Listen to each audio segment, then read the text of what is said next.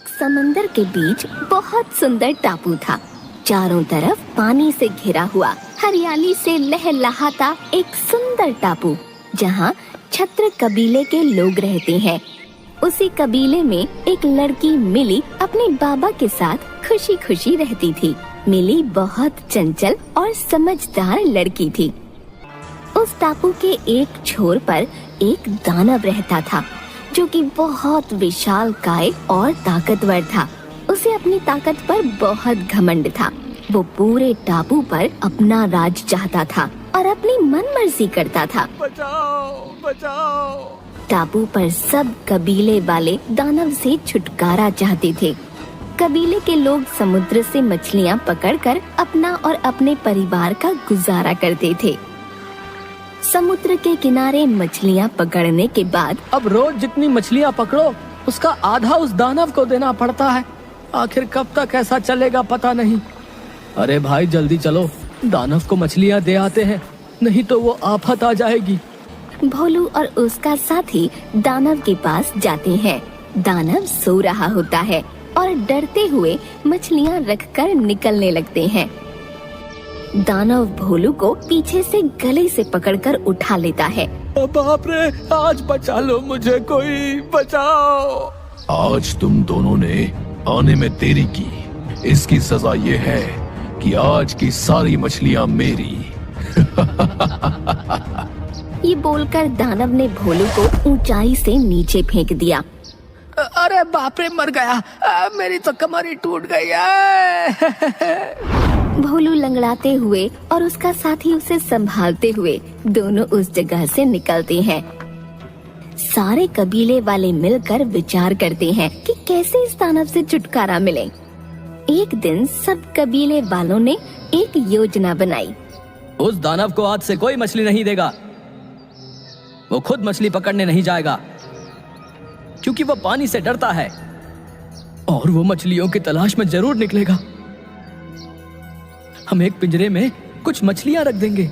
जैसे ही वो मछली खाने पिंजरे में जाएगा, पिंजरा बंद हो जाएगा। जैसा कबीले वालों ने योजना बनाई, ठीक वैसा ही हुआ। आखिरकार वो दानव पिंजरे में बंद हो गया।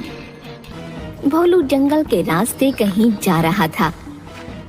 अचानक दानव के पिंजरे के पास वह आ पहुंचा और दानव को देखकर झट से एक पेड़ के पीछे छिप गया। जान बची, अच्छा हुआ उसने मुझे नहीं देखा। दानव ने भोलू को देख लिया था, बिल्कुल भोला बनकर।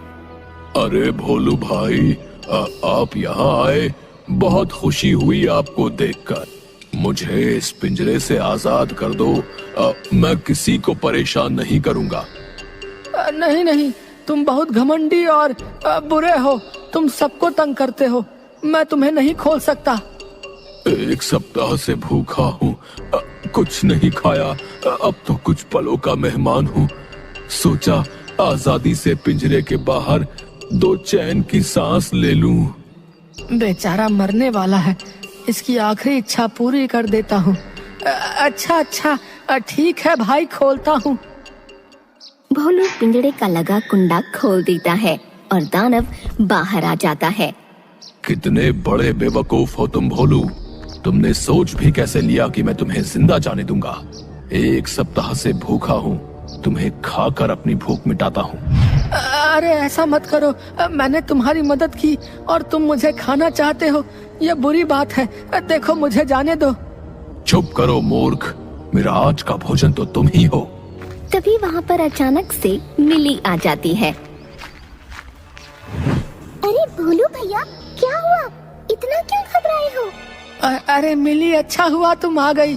देखो ना, इस दानव की मैंने मदद की, इसे पिंजरे से बाहर निकाला और अब ये मुझे ही खाना चाहता है।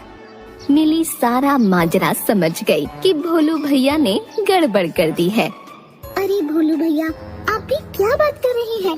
इतना बड़ा दानव इस छोटे से पिंजरे में कैसे आ सकता है? नहीं मिली, इसी पिंजरे में बंद था ये, मैंने इसे खोला। पर मुझे बताओ तो कि इतना सा ये पिंजरा है और दानव इतना बड़ा, भला कैसे बिठाएगा इसमें? चुप करो तुम दोनों।